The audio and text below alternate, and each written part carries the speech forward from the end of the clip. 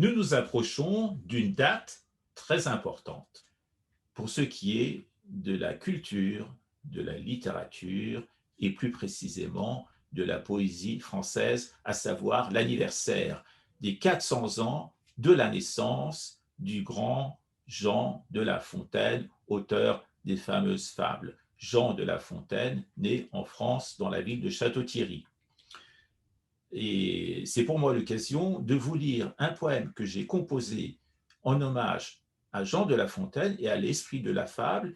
Il y a 4 ans, ce poème a été publié dans la revue Zone Sensible en février 2017. Il a pour nom Le coucou et la fauvette.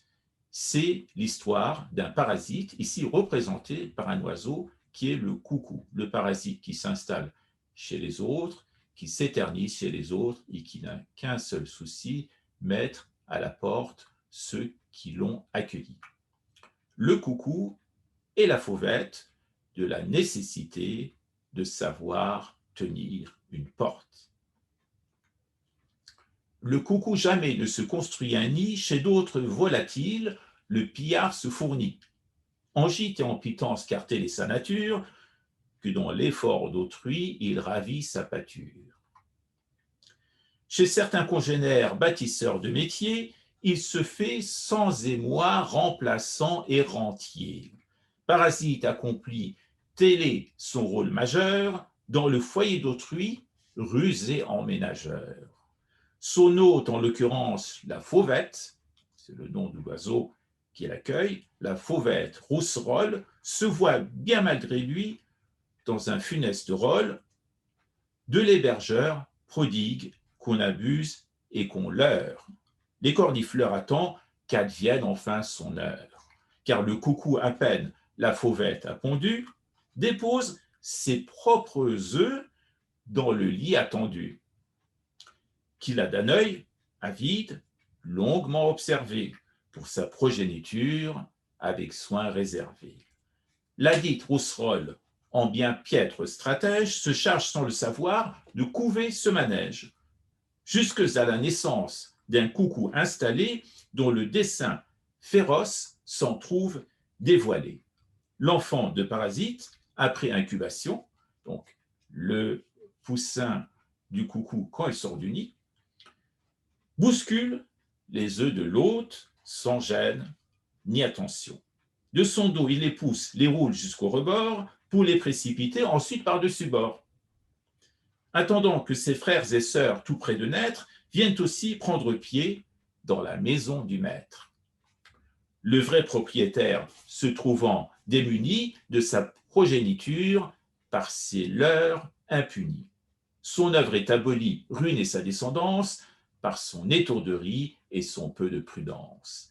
Par dissimulation, la chose est survenue, le coucou à ses fins perverses est parvenu. À ce poème fait suite un hommage que j'ai composé pour Monsieur de La Fontaine. La morale de l'histoire, lecteur, elle est subtile, cette fable n'a rien de simple ou de futile.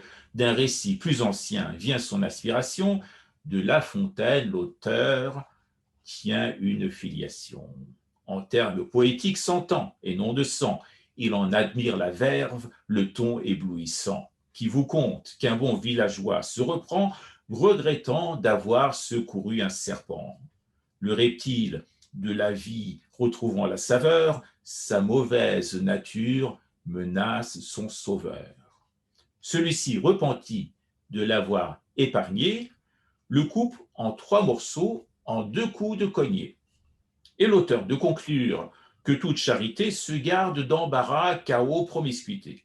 Il se trouve sans nombre de fins opportunistes, le poète vous en dresse l'interminable liste. Il frappe à votre porte, il se glisse en douceur. Installés au logis se veulent vos frères et sœurs.